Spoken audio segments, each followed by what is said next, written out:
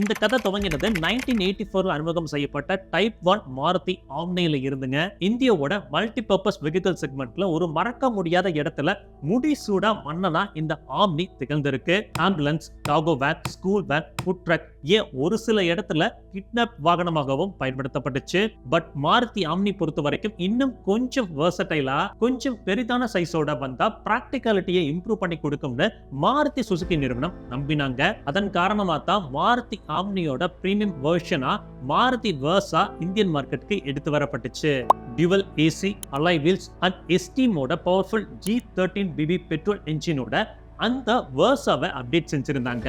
அமிதாப் பச்சன் சாரை வச்சு 6 லட்சம் ரூபாய்க்கு மார்க்கெட்ல இந்த காரை லான்ச் செஞ்சிருந்தாங்க மாருதி சுசுகி நிறுவனம். அந்த டைம்லைன்ல ஒரு மாருதி எஸ்டீம், ஃபோர்ட் ஐகான் போன்ற கார்களே 6 லட்சம் ரூபாய்க்கு வாங்கிடலாங்க. ஏன்னா அந்த மாதிரி தான் சூழ்நிலை இருந்துச்சு. கரெக்டான பிரைசிங் அமைக்காததால சேல்ஸே பார்க்க முடியாம பரிதாபமா வெர்சா கார் தோல்வியை இந்தியால சந்திச்சு ஒரு கட்டத்துல டிஸ்கண்டினியூவும் செய்யப்பட்டது. இந்த தோல்வி மாருதி சுசுகி நிறுவனத்திற்கு ஒரு நல்ல பாடத்தை கத்து கொடுத்துச்சுன்னு கண்டிப்பா சொல்லலாம். ஏன்னா மாருதி ஆம்னியோட யூஎஸ்பியே அதோட வேல்யூ ஃபார் மணி ஆஃபரிங் தான். பேசிக்கா இருந்தாலும் அது கொடுக்கிற காசுக்கு வர்த்துப்பா அப்படின்ற உணர்வை கண்டிப்பா தரும். சோ மாருதி சுசுகி அந்த பேசிக் ஆம்னி ஐடியாலஜியை யூட்டிலைஸ் பண்ணி வெர்சால இருந்த dual global AC, alloy wheels, body coloured bumpers எல்லாத்தையுமே ரிமூவ் பண்ணி அந்த G13BB 1.3 லிட்டர் என்ஜினை டவுன் சைஸ் செஞ்சு G12BB 1.2 லிட்டர் என்ஜினால ரீப்ளேஸ் செஞ்சாங்க.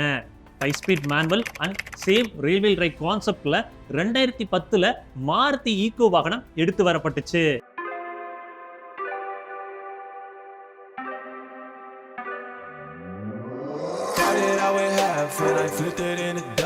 இங்க ஒரு மல்டி பர்பஸ் வேனை பட்ஜெட்குள்ள வாங்க நினைக்கிற ஒரு காமன் மேனுக்கு லுக்ஸோ ஃபீச்சர்ஸோ முக்கியம் கண்டிப்பா கிடையாது. பிராக்டிகாலிட்டி, ஐ மீன் ஸ்பேஸ் ரொம்ப முக்கியம். இங்க தான் ஈகோ எக்ஸல் ஆகுது.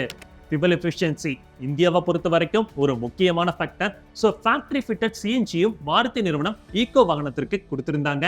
வெறும் 3.54 lakhsல மாருதி ஈகோ காரை மாருதி சுசுகி நிறுவனம் இந்தியன் மார்க்கெட்டுக்கு எடுத்து வந்திருந்தாங்க.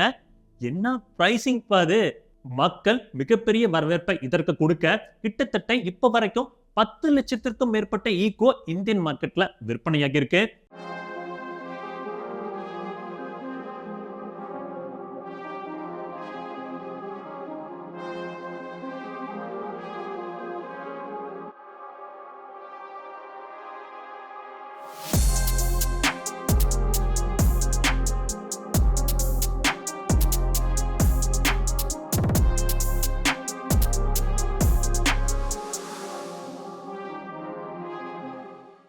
ஒரு சாமானிய குடும்பத்தின் செல்ல பிள்ளையா இந்த ஈகோ வாகனம் வாழ்ந்து வருதுன்னு கண்டிப்பா சொல்ல முடியும். இப்ப வரைக்கும் எந்த பிராண்டாலையும் ஒரு டைரக்ட் காம்படிட்டரை இந்த வாகனத்திற்கு நிகரா உருவாக்க முடியலன்றது நிதர்சனமான ஒரு உண்மைங்க.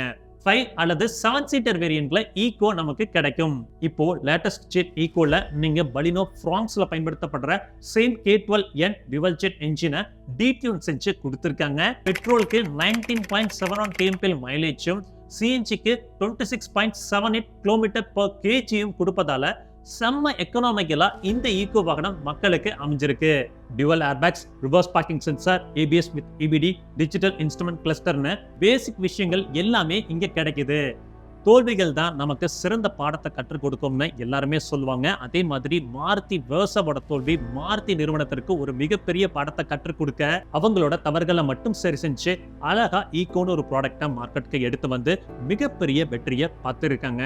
உங்க லைஃப்லயும் உங்களை தோல்விகள் துரத்தினா அதுல நாம என்ன தவறுகள் செஞ்சிருக்கோம்னு மட்டும் பார்த்து அதை மட்டும் திருத்திக்கோங்க. லைஃப் கண்டிப்பா பெட்டரா இருக்கும்.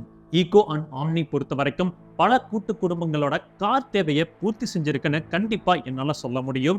உங்க வீட்லயும் ஈகோ அல்லது ஆம்னி இருந்தா கமெண்ட்ல மென்ஷன் பண்ணுங்க. ஈகோ அண்ட் ஆம்னி ஃபேமிலி எத்தனை பேர் இருக்கீங்கன்னு தெரிஞ்சுக்கலாம்.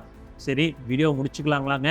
எப்பவுமே சொல்றதுதான், ரோட்ல போய் வரப்ப உங்களை நம்பி எப்படி ஒரு குடும்பம் இருக்கோ அதே மாதிரி ரோட்ல போய் வர சக மனிதர்களை நம்பி நேசிக்கிற ஒரு குடும்பம் இருக்கு. அதை சதைச்சிட வேணாம். பத்திரமா போய் பத்திரமா வாங்க. டடா, டேக் கேர், பை பாய்.